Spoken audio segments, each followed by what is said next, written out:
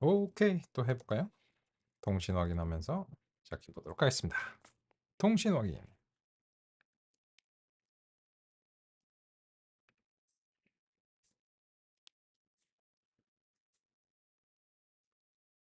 네, 감사합니다. 볼까요? 이제 우리는 이것저것 다 이제 마련을 했는데 남은 건 이제 알고리즘들이죠.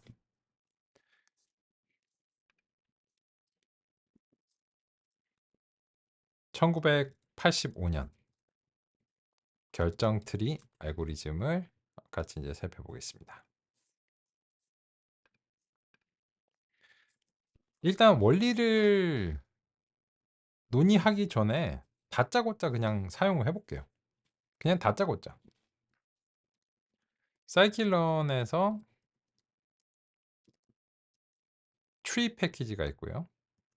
디시전 트리 클래시파이어가 있으면 디시전 트리 리그레서가 있겠죠. 그러면 클래시파이어는 어디에 써야 될까요? 캔서 같은 곳에. 리그레서는 보스턴 같은 곳에 써야 되겠죠. 그죠? 그러면 이름이 제 불길하지만 캔서 트리라고 이제 말해 볼게요. 그러면 이제 이 캔서 트리를 이제 하는데 지금 뭐 이런저런 이제 값들이 있는데 그냥 기본 설정으로 해 볼게요. 뭔 설정이 있겠죠. 그죠? 그런데 뭔 설정을 왜 할까요? 설정을 왜 할까? 결국은 이 언더핏이냐 아니면 이제 오버핏이냐라고 하는 문제가 어 문제를 이제 관찰을 해야 될 거고 그 중간에 어딘가 아름다운 핏한 지점을 이제 찾기 위해서 성능을 이제 보고 평가를 이제 하고 뭐 그런 걸 하겠죠. 그죠? 그럴 때 뭔가 설정을 통해서 그 표현력을 이제 조정하는 게 필요할 수 있겠죠. 그건 알고리즘마다 다르겠죠. 하지만 목표는 동일합니다. 그런데 이제 보통 처음에 시작할 때는 그냥 기본 설정으로 한번 해 보는 거예요. 그리고 나서 '아 오케이. 언더나 오버가 발생했구나. 그러면은 이 알고리즘의 원리에 따라서 뭘 조정해야 되겠다.' 그때는 이제 이론이 필요한 거고. 그리고 그 조정이 간단하면 굳이 그리드 서치까지 이제 가져올 필요는 없고. 그죠? 그리고 이제 평가할 때는 교차 검증을 하는 게 좋고. 그죠? 그래서 인제 캔서 트리를 이제 다음과 같이 하는데 이 결정 트리는 상위들의 이유로 인해서 스케일링하고 전혀 상관이 없는 애예요.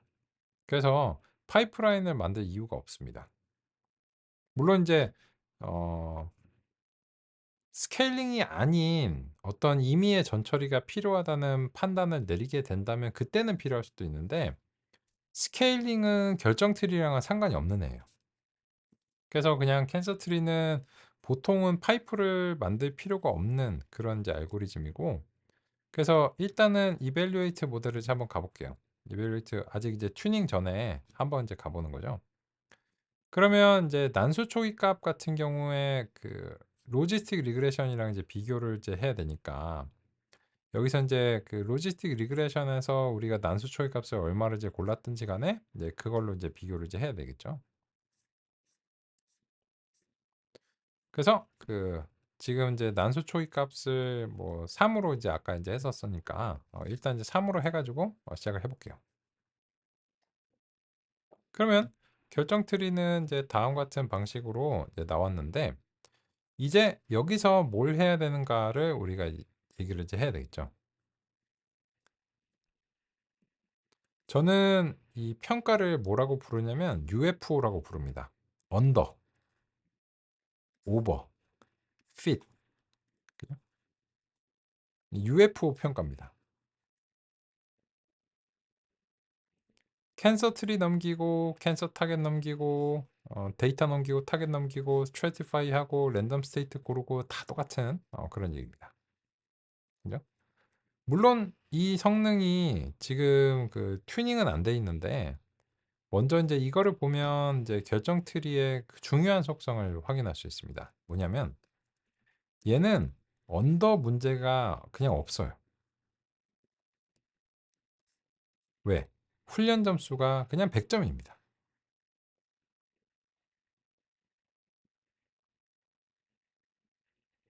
그러면 얘는 어떤 문제를 신경 쓰냐면 오버만 신경 씁니다. 보스턴 데이터도 같이 한번 해보겠습니다. 비슷한 방식으로요. 보스턴 트리를 이제 만들겠습니다. 얘는 리그레서로 만들어야 되겠죠. 회귀기. 그러면 이벨루에이트 이제 모델을 수행하는데 보스턴 트리가 이제 평가의 대상이고 보스턴 데이터, 보스턴 타겟이 평가의 이제 대상인데 얘는 스트래티파이를 지금 할 수가 없어요. 왜 그런가 하면 스트래티파이를 하려면 뭔가 이제 유형이 있어야 되거든요. 근데 이 보스턴 데이터를 우리가 이제 확인을 잠시 이제 해보면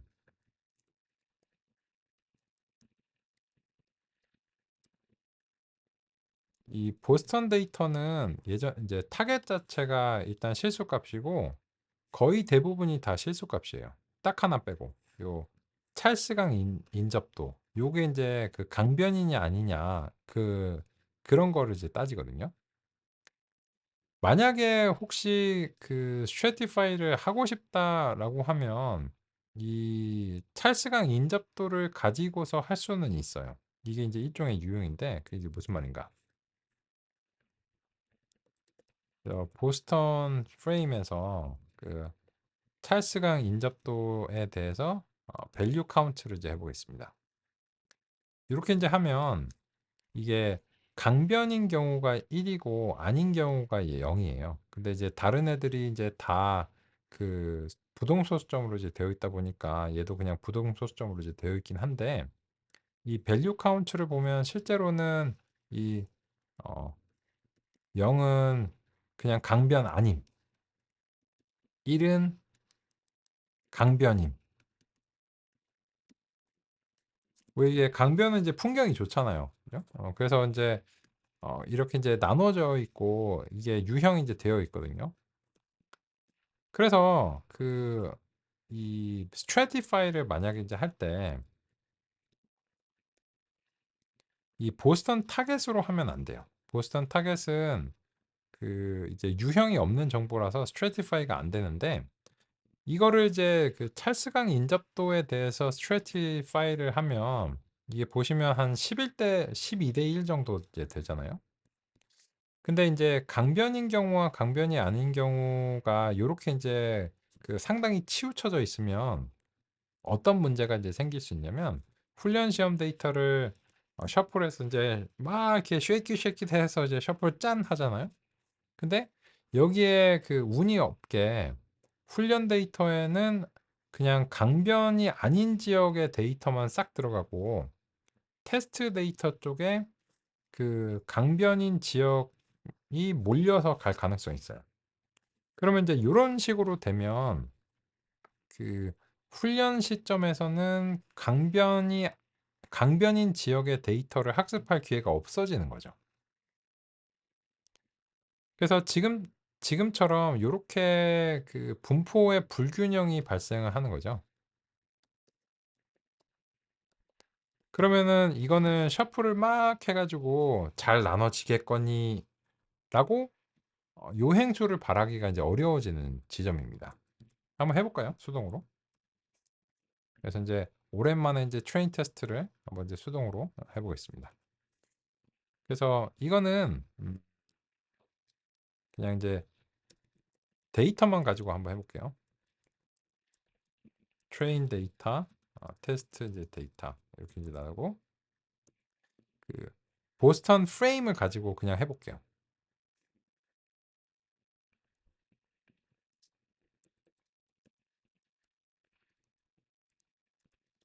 그냥 인제 요렇게 인제 수행하고 그리고 나서 인제 요 테스트 데이터에서 그 찰스강 인접도를 밸류 카운트를 인제 수행을 인제 해 보겠습니다.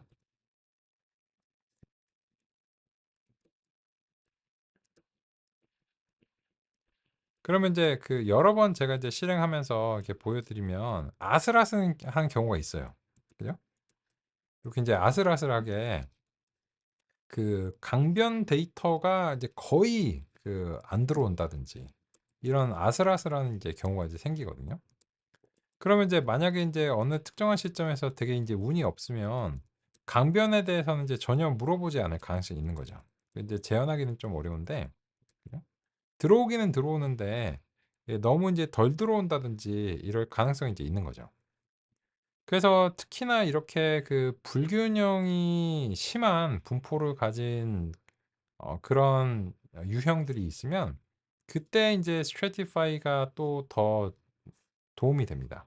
그래서 트레인 테스트 스플릿을 수행할 때 그 찰스강 인접도에 대해서 스트래티파이를 이제 설정을 해 주면 그러면 인제 그 매번 이제 실행할 때마다 원래의 비율 뭐 12대 1 정도의 이제 비율을 유지를 해 주는 거예요. 이런 식으로. 그래서 여러 번 실행을 함에도 불구하고 그 12대 1의 비율을 이제 유지를 해 주거든요.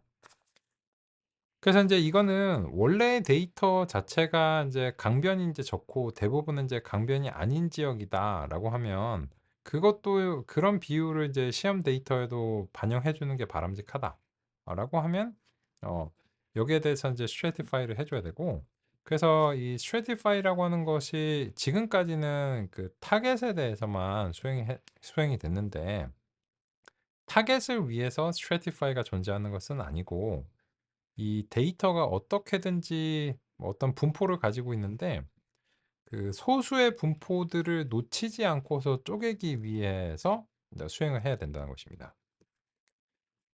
그게 왜 그런가 하면은 인제 그 우리나라에 이렇게 있으면 서울의 절반이 살잖아요.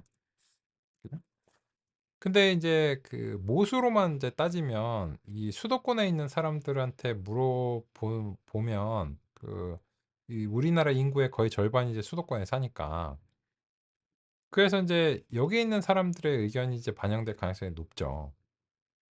근데 그 그래서 인제 선거구 같은 거를 이제 정교하게 나누는 거잖아요. 그래서 인구가 적은 지역이라도 어느 정도 이제 대표가 될 수 있도록 노력을 해야 된다라고 하는 것이고 그 미국 같은 경우에 그게 좋은지 나쁜지 요런 스트래티파이가 잘 그 반영이 되어 있죠. 무슨 말인가 하면은 미국 같은 경우에 여기 인제 그 해변 지역에 뭐 캘리포니아랑 뭐 그리고 뭐 뉴욕이라든지 이런 지역에 보통 사람들이 많이 사는데 중간에 사람이 별로 없잖아요. 근데 요 중간에 그 각 주들이 인구가 적어도 어쨌든 주당 그 선거인단을 이제 뽑기 때문에 여기선 인구가 적어도 어쨌든 주 하나니까 그 주가 선거인단 하나 뭐 이런 식으로 이제 결정이 되는 이런 이제 스타일이잖아요. 그게 인제 그 스트래티파이인 거죠.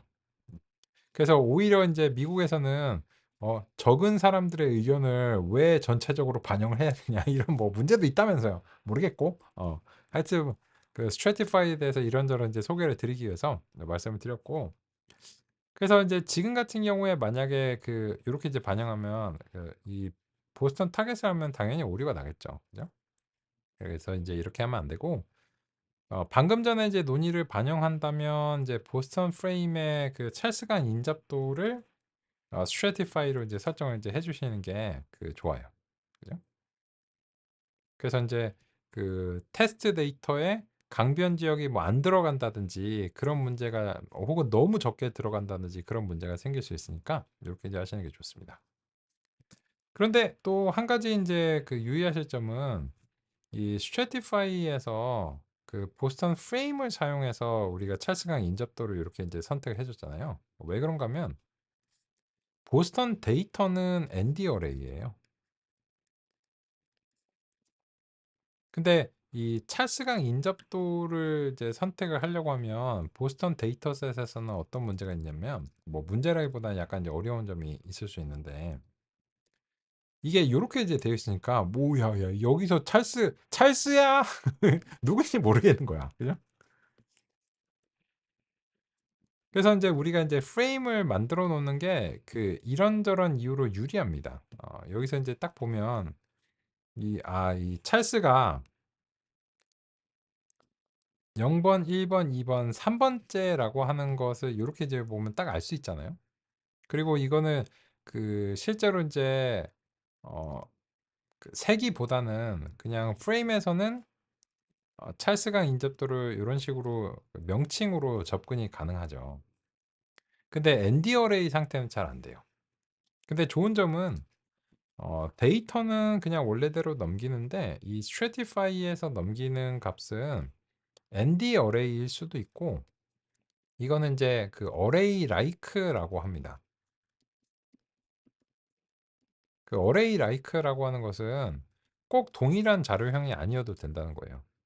그냥 ND 어레이를 넘겨도 되고, 그냥 파이썬의 리스트를 이제 넘길 수도 있고, 또 ND 어레이랑 팬다스 인제 시리즈가 비슷합니다.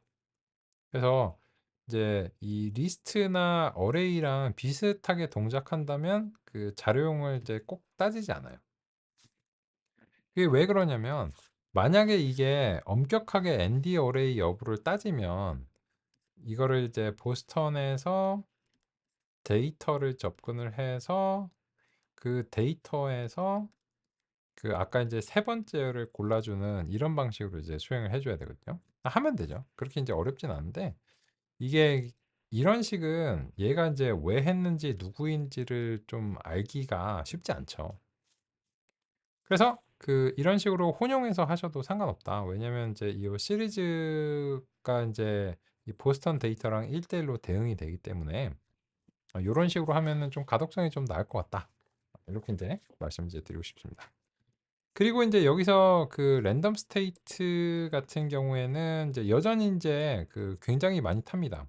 이제 이렇게 보시면 3은 이제 아주 안 좋고, 0 같은 경우에는 그래도 이제 좀 나은 편이잖아요. 그죠? 0이나 뭐 1이나 이런 것도 이제 나은 편입니다. 그죠? 그래서 이걸 이제 보시면 보스턴 데이터 같은 경우에는 굉장히 극도로 차이가 나는 그런 지역들이 많다는 것을 짐작할 수 있어요.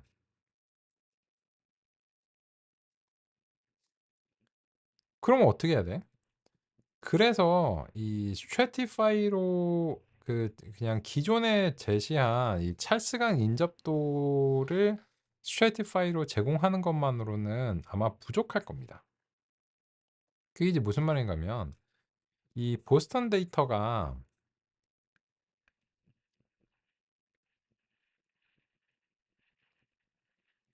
부동산 데이터잖아요. 그죠? 그럼 이제 부동산 데이터면 가격이 뭐 높은 지역도 있고 뭐 되게 비싼 지역도 있고, 뭐 학교 근처에 학생들이 많이 사는 뭐 하숙촌 뭐 그런 게 이제 미국에도 있는지 모르겠는데, 학교 근처에 그런 거 있죠. 유학하신 분들은 아실 텐데. 그러면은 이제 막 학생들 뭐 돈 없잖아요. 뭐 안 그래도 유학해서 돈 없는데. 그런데 이제 그런 지역들은 그렇게까지 비싸면 안 되겠죠. 그렇고 뭐 이제 막 교수님들이 사시는 저 언덕 높은 이제 동네들은 좀 비싸고 뭐, 그리고 또 그렇겠죠. 그래서 여기에서도 보스턴 프레임에서 이 프라이스에 대해서 히스토그램을 만약에 이제 우리가 이제 그려 본다면, 이런 걸 이제 봐야 돼요. 탐색적 데이터 분석을 이제 수행을 해야 되고, 확실히 그렇죠. 이게 정규 분포를 이제 따르는데 정규 분포 비스무리하죠. 비싼 지역은 상대적으로 이제 소수고, 그죠?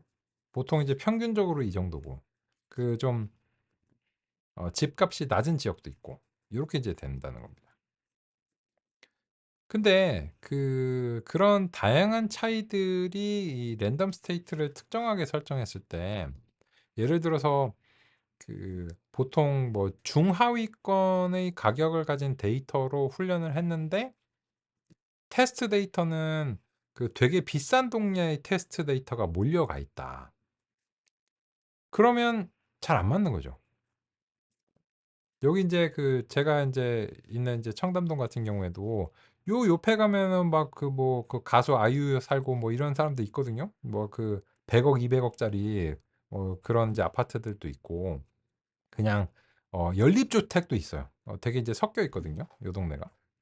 그러면 이제 연립주택에 사는 사람도 있고 100 억짜리 주택에 사는 사람도 있고 막 이게 다양하게 섞여 있는데, 그거를 한꺼번에, 그러니까 그 어딘가에 이 훈련과 시험 데이터가 전혀 다른 얘기를 하면 안 된다는 거예요. 그럼 어떻게 해야 되냐. 그래서 이 보스턴 데이터 같은 경우에는 이 스트래티파이를 꼭 써야 되는데, 그게 인제 찰스강 인접도로는 이제 부족할 가능성이 높아요. 그럼 어떻게 해야 되냐. 이제 가격들이라든지 이런 것들에 따라서 어떤 그룹이 있는지를 살펴봐야 돼요.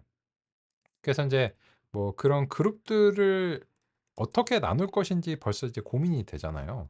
왜냐면 이게 가격만으로 보면 또 이런데, 또 다른 뭔가 요인이 있을 것 같고. 그런데 보스턴 데이터 자체에는 그런 분류들 자체는 안 돼 있어요. 예, 보시면 그냥 지표들이 있을 뿐이지 찰스강 인접도를 제외하고서는 얘네들이 어떤 그룹에 속한다, 이런 점들이 이제 없거든요. 근데 이제 보시면 여기 이제 에이지 같은 경우에 100인 경우가 있고 38인 경우가 있는데 굉장히 다르죠.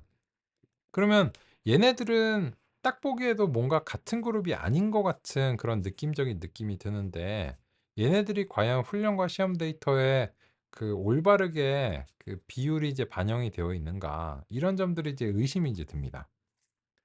그래서 그 생각보다도 알고리즘 자체도 중요한데, 그 훈련과 시험 데이터를 어떻게 준비하는가에 따라서 이 알고리즘의 경험에 영향을 주니까 그런 점에 정말 많이 신경을 써야 돼요. 그럼 어떻게 해? 아마도 이제 그래서 아마도가 아니고, 그래서 이 보스턴 데이터 같이 분류가 안 된 경우에는 우리가 이제 탐색적 데이터 분석을 통해서 직접 어떤 그 성격이 유사한 그룹들이 있는지를 확인을 해야 되는데, 그런 거를 할 때 오늘 이제 논의 드리게 될 군집 알고리즘이 상당히 유용해요. 근데 이제 그 얘기 인제 하기로 하고, 당장은 결정 트리에 대해서 논의를 이제 마무리해야 되겠죠. 그죠? 그래서 이 보스턴 데이터가 특히 랜덤 스테이트에 굉장히 민감한 이런 어떤 그 특성을 이제 보여준다, 라고 하는 점을 이제 관찰을 이제 하고 있습니다. 관찰을 했고, 그걸 이제 어떻게 그 접근해 나가야 될 건지 원인에 대해서 말씀은 드렸지만, 실제로 그걸 이제 수행하는 거는 또 이제 군집 알고리즘에 대한 논의가 이제 필요하다, 이 정도로 이제 계획만 세워두고 살펴보도록 하겠습니다. 그러면 이제 알겠는데, 이 보스턴 같은 경우에 이제 100점을 맞는 거는 이 결정 트리 자체에서는 그냥 무조건 보장이 되는 일이에요. 그래서 이 시험 점수가 이 정도밖에 만약에 안 나온다라고 하면은 선형 모델보다도 더 낮다라고 이제 보기는 어렵습니다. 그러면 이제 이 문제를 어떻게 이제 극복해 나갈 것인가? 라고 하는 점을 알기 위해서는 결정 트리에 대한 논의가 필요합니다. 그래서 이제 결정 트리 알고리즘에 대해서 같이 이제 살펴보도록 하겠습니다. 결정 트리는 1980년도 중반쯤에 제시가 됐고, 또 지금도 굉장히 광범위하게 사용되는 알고리즘입니다. 그래서 아주 자세하게 살펴봐야 되는 이익이 있는 그런 알고리즘입니다.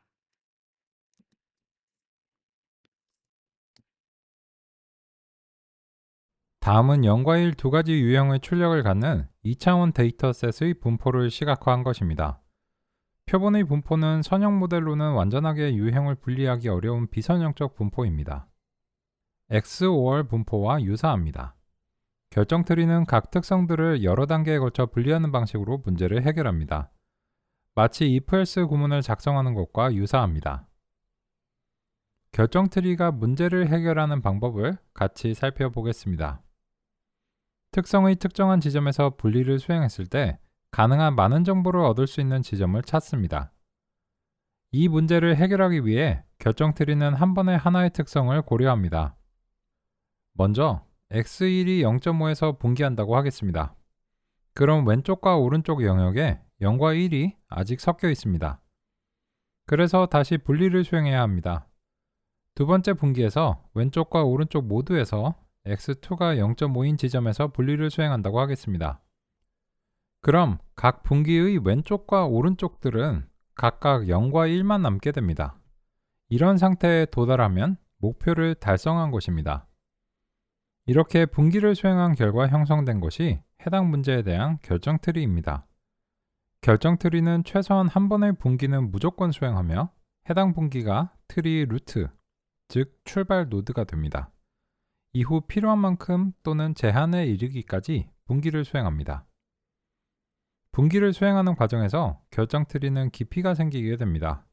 지금의 경우 결과적으로 깊이가 3인 결정 트리가 형성된 예시입니다. 트리 형성이 완료된 다음 마지막 노드는 말 그대로 이파리 노드입니다. 이파리 노드는 또한 두 가지 경우가 있습니다. 분류해서 해당 영역에 단일한 유형만 남게 된 경우 순수 노드가 됩니다. 결정 트리는 기본적으로 모든 이파리 노드가 순수해질 때까지 언제까지나 분기를 진행합니다. 필요에 따라 결정 트리 표현력을 제한하는 경우 이파리 노드가 순수한 상태에 이르지 못하고 멈출 수도 있습니다. 그래서 이파리 노드가 반드시 순수하다고 할 수는 없습니다. 이렇게 형성된 결정 트리는 문제를 해결하기 위해 작성한 if-else문에 비교할 수 있습니다. 형성된 결정 트리는 입력을 처리해 출력을 발생하는 근거입니다. 그래서 선형 모델에서의 매개 변수의 역할에 비유할 수 있습니다. 선형 모델에서는 문제를 해결하는 해법이 일련의 수치로 구성된 매개 변수이고 결정 트리는 지금처럼 형성된 트리가 입력에 대한 출력을 발생할 때 사용됩니다.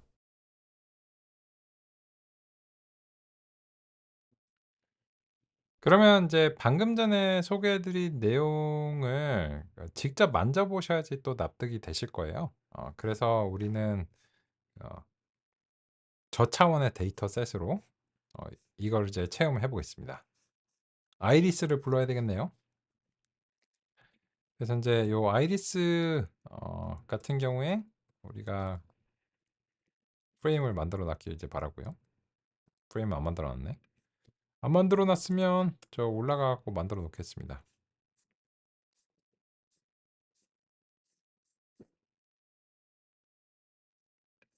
에즈 프레임 호출을 안 했네요. 에즈 프레임 호출하면 이게 되니까 그죠? 이렇게 이제 하고 지금 이제 아이리스를 그 왜 가져오느냐라고 하면 얘는 우리가 잘 알고 있잖아요. 그래서 이제 이 아이리스에도 결정 트리를 적용을 해가지고 이제 좀 살펴보려고 합니다. 그러면 일단 먼저 아이리스 트리를 하나 이제 만들어 볼게요. 디시전 트리 이제 클래시파이어 하고 이제 이벨리에이트 이제 모델을 하고 다음 같이 이제 살펴보겠습니다. 그러면 아이리스 트리가 지금 보시면 무조건 100점인데 테스트가 이 정도면은 그렇게 좋은 건 아니에요. 그죠? 왜냐면 요거 우리가 그냥 if else문으로 만들었을 때 이 정도였거든요. 그죠? 역시나 이제 그 랜덤 스테이트에 따라서 이렇게 이제 그 뭔가 이제 그 많이 이제 달라진다라고 하는 점을 알 수 있는데 이게 왜 어떻게 이제 달라지는가를 이제 시각적으로 표현하기 위해서 오랜만에 직접 좀 쪼개겠습니다. S 테스트, Y 트레인, Y 테스트를 트레인 테스트 스플릿으로 아이리스 데이터와 아이리스 타겟을 이제 하고 그리고 나서 이제 이벨리에이트 이제 모델에 어 이제 직접 전달해 가지고 이제 평가를 하도록 하겠습니다. 요거는 이제 이미 이제 아신 대로 요렇게 이제 직접 쪼갤 때는 이제 뭐가 훈련 데이터고 시험 데이터인가를 이제 시각적으로 평가할 때 우리가 이제 이런 스타일을 하기도 하잖아요. 그래서 나쁘진 않았어요. 나쁘지는 않았는데 좀 나쁜 사례로 이제 만들어 보겠습니다. 랜덤 스테이트 2가 2나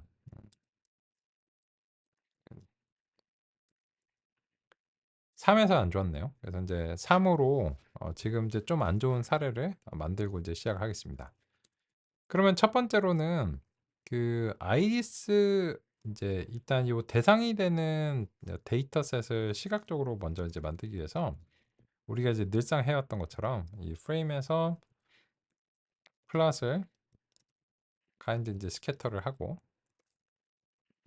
x축은 이제 0번, y축은 이제 2번 축으로 하고 컬러는 아이리스 이제 타겟 값으로 이제 설정하고 뭐 이런 식으로 해가지고 이제 그림을 이제 그리겠습니다. 아이고.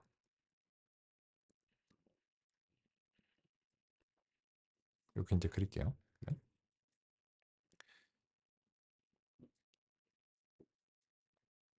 이렇게 이제 그렸는데 그러면 이제 이렇게 이제 그려놓고 나서 그 이 디시전 트리라고 하는 것이 어째서 이제 이런 성능을 발휘했고 어떻게 발휘했는가라고 하는 점을 여기다 이제 그려가면서 같이 이제 살펴보려고 합니다. 그러면 이제 잠시 접어두고요. 사이클론에서 트리에 이제 플랫트리라고 하는 이제 기능을 사용해서 플랫트리를 아이리스 트리에 대해서 이렇게 이제 그려보겠습니다. 나머지 이제 설정들이 막 제시가 되는데 가장 간단하게는 이제 이런 식으로 보겠습니다. 먼저 그 이 틀을 아직 이제 조금씩 이제 더 추가해야 될 점이 있는데 어, 대강은 나쁘지 않았어요. 대강은 이제 나쁘지 않았고 일단은 여기까지 이제 해놓고 나서 우리가 이제 이 실질적으로 결정 트리의 원리를 이해하기 위한 그런 활동들을 이제 살펴보겠습니다. 잠시 확인하는 시간 갖겠습니다.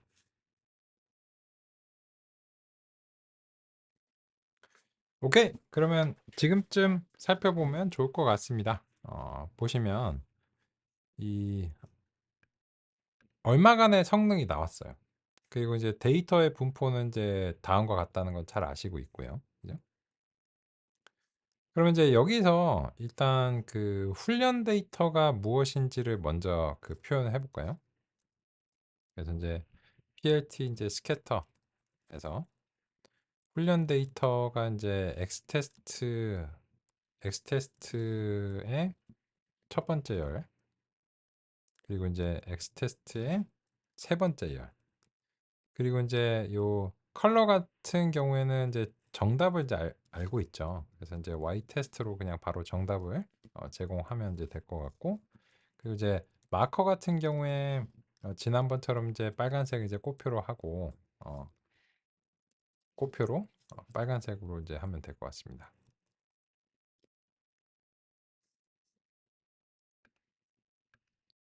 빨간색으로 하려면 여기 이제 레드로 이제 해야 되겠죠.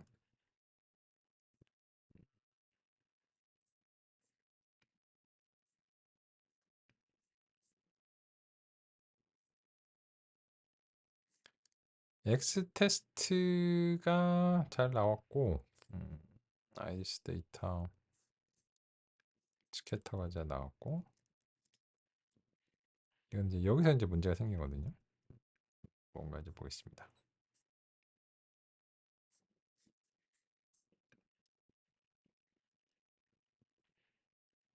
이게 이제 프레임이 돼서 그렇죠. 그 아까 이제 그 요게 이제 그게 문제군요. 아이리스 데이터가 에지 프레임으로 하니까 이렇게 이제 나와 버렸어요.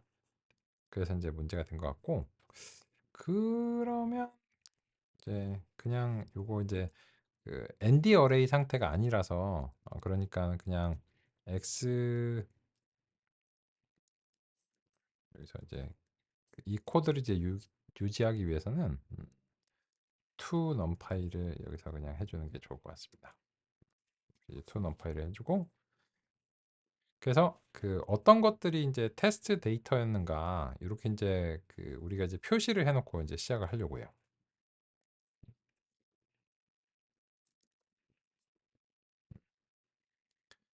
그러면 요거는 그냥 이제 시각적인 이제 보조고 실제로 결정 트리가 어떻게 형성이 되었는가를 이제 같이 이제 확인해 보겠습니다. 그래서 이제 플랫 트리를 하게 되면 훈련된 트리들이 어떤 이유로 인해서 뭘 어디서 나눴는가를 이제 알 수 있어요. 그러면 여기서 이제 그 피처 네임즈 같은 경우에 아이리스 피처 네임즈를 하고 이제 fill을 이제 true로 하는 설정을 좀 추가를 해 보겠습니다. 그러면 이제 색상도 좀 알록달록해지고 정보도 조금 이제 생기는데 얘가 좀 찌부기가 됐잖아요. 그래서 그 PLT 그림의 틀 자체를 조금 키워주겠습니다. 이런 식으로. 키워주면 시원시원하게 보이긴 하네요. 그죠? 이제 가로 세로 이제 10 by 10 이렇게 이제 설정하면 시원시원하게 이제 보이는 것 같습니다. 그런데 이 아이리스 피처 네임즈 같은 경우에 우리가 꽃잎과 꽃받침의 너비와 높이다라고 하는 건 알고 있는데 이게 너무 이제 명칭이 기니까 우리 같은 경우에는 그냥 X1, 뭐 X2 이런 식으로 이제 해주겠습니다. 4개 정도니까 그냥 손으로 수동으로 해줄게요. 이게 많으면 뭐 폼은 돌리고 이럴 텐데 이렇게 해보겠습니다. 그러면 이제 그림이 이렇게까지 않고도 이제 될 것 같고요. 세로를 살짝 줄여볼까요? 6? 그건 또 안 되네. 가로를 살짝 줄여볼까요? 8?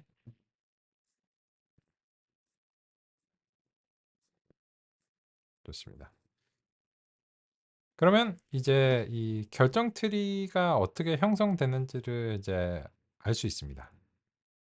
그게 이제 무슨 말인가라고 하면은 이 결정 트리는 그야말로 if else 문을 만듭니다.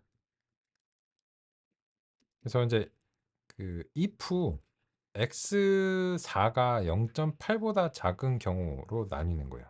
예, 아니요. 이런 식으로.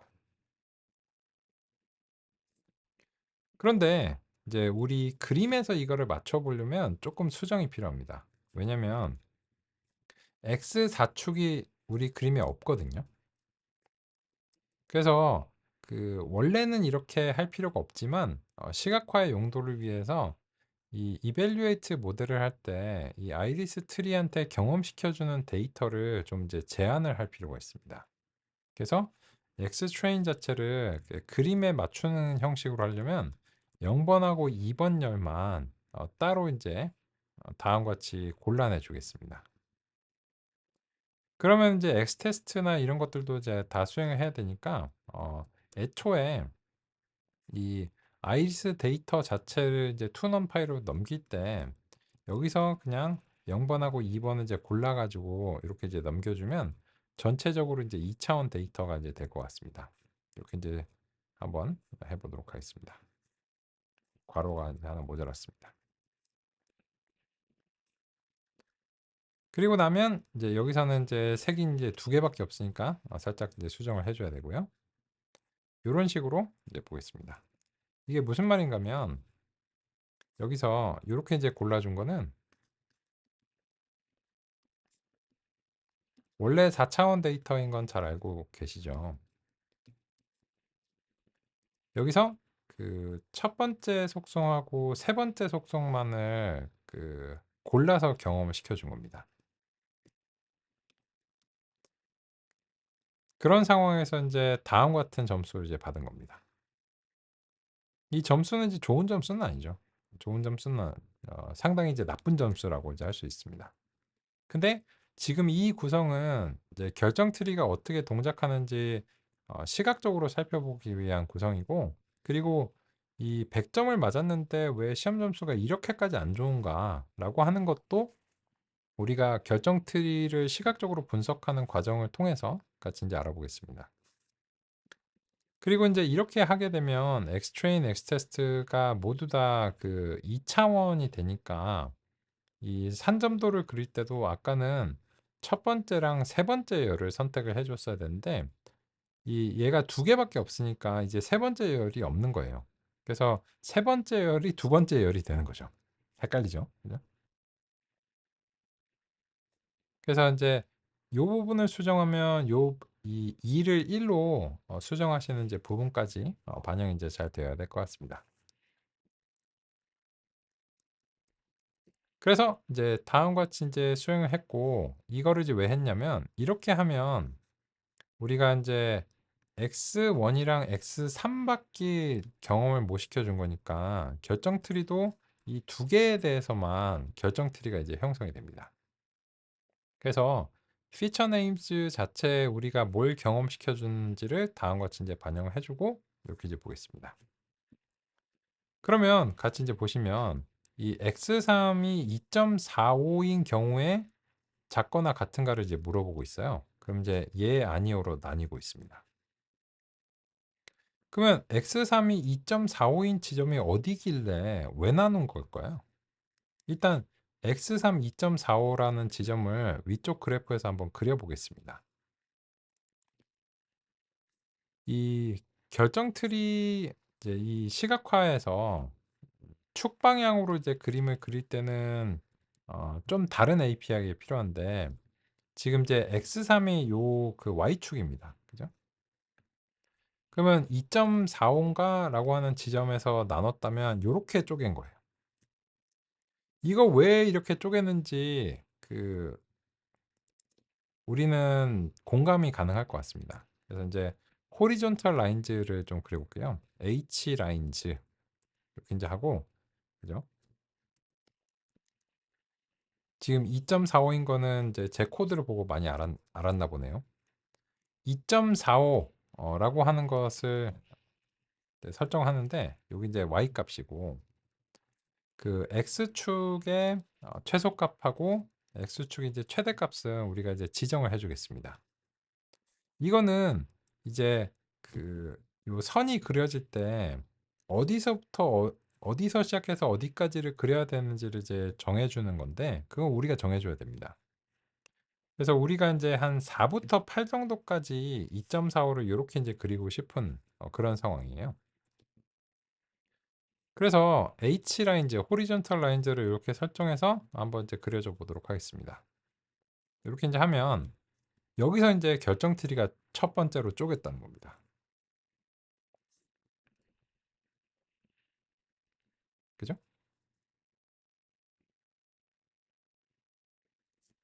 그러면 그 왜 쪼갰는지를 그 다음에 요 상자에 있는 값으로 한번 이제 생각을 해 보겠습니다.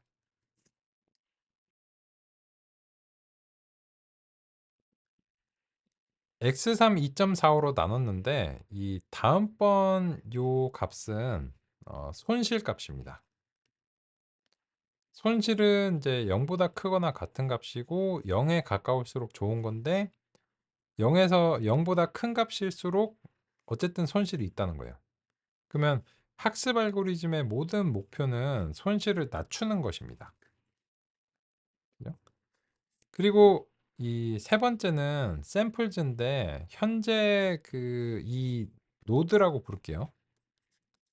현재 결정 트리가 처음에 맞닥뜨리게 된 데이터 포인트가 112개인 겁니다. 이게 왜 112개냐면, 우리가 그 4분의 3을 150건 중에서 4분의 3을 훈련 데이터로 이제 제공했고, 그게 이제 75%인데 그 절대값이 이제 112개인 거예요. 즉 여기는 이제 처음에 시작하는 곳이라서 루트라고 부르는데, 루트에서는 그냥 훈련 데이터 전체가 그 대상인 겁니다. 그래서 112개인데 그 다음을 보시면 밸류가 35, 38, 39입니다. 이 말이 이제 무슨 말인가면, 참 이거 스트래티파이를 해주는 게 좋겠죠. 근데 일단 그냥 하겠습니다. 35, 38, 39인데 이게 0번, 1번, 2번의 도수입니다. 그러면 이 분류 알고리즘들은 이렇게 이제 섞여 있는 상태가 안 되도록 노력을 해 줘야 되겠죠. 그래서 이런 식으로 많이 섞여 있으면 손실이 높은 겁니다. 그런데 x3을 2.45에서 쪼개고 난 상황을 보겠습니다. 그럼 이제 이쪽은 이제 예고, 이쪽은 이제 아니온데요. 그러면 이쪽 노드는 2.45를 기준으로 x3이 이제 작거나 같은 경우입니다.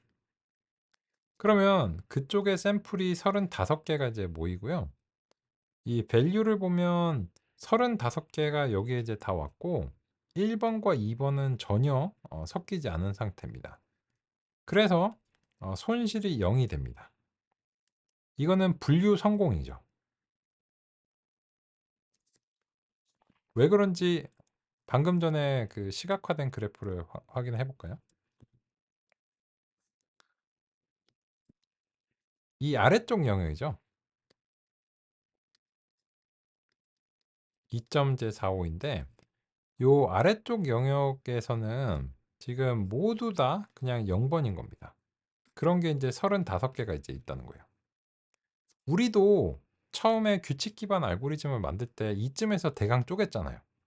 그러니까 여기서 쪼개면 0 번들을 다 분류해낼 수 있다는 것을 우리도 공감합니다. 그런데 예전에는 우리가 그 if else 문을 직접 작성을 했고, 이번에는 결정 트리 알고리즘이 우리를 대신해서 그냥 if else 문을 만들어 주는 거예요.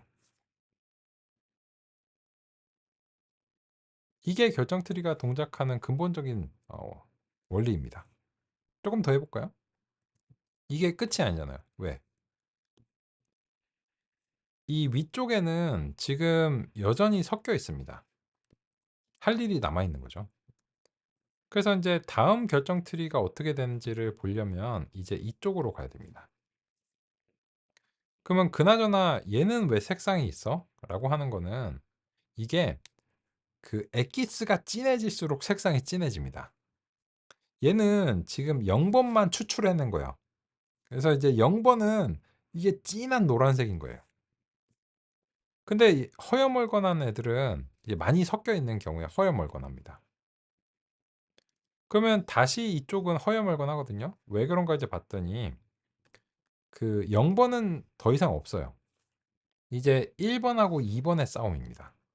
근데 얘네들이 거의 같은 개수로 섞여 있으니까 이 손실값이 여전히 이제 높습니다. 얘네들끼리 인제 손실을 따지는 거거든요.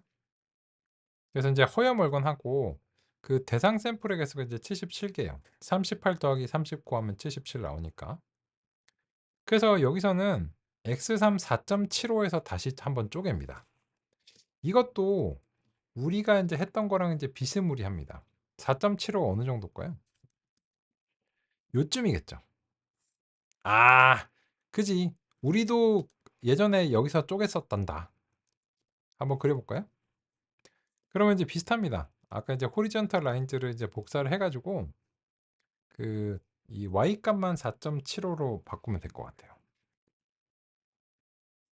그러면 이제 이 4.75 부분에서 요렇게 인제 나눠진 걸 확인할 수 있어요. 그러면 거의 다 됐는데 얘가 하나 섞여 있어. 아쉽죠. 그죠? 위쪽에는 쪼끔 많이 섞여 있는 편이고. 근데 요렇게 인제 쪼개면서 거의 다 초록색인데 노란색이 이제 남아 있는 거예요. 그럼 어떻게 해? 결정 트리는 이거를 끝까지 쫓아갑니다. 그래서 인제 나머지 부분에 대한 시각화도 같은 방식으로 이제 쪼끔 더 해 보면서 살펴보면 결정 트리의 원리에 대해서 우리가 인제 잘 이해할 수 있을 것 같습니다. 나머지 내용은 밥 먹고 하겠습니다. 오전 시간 여기까지 살펴보겠습니다.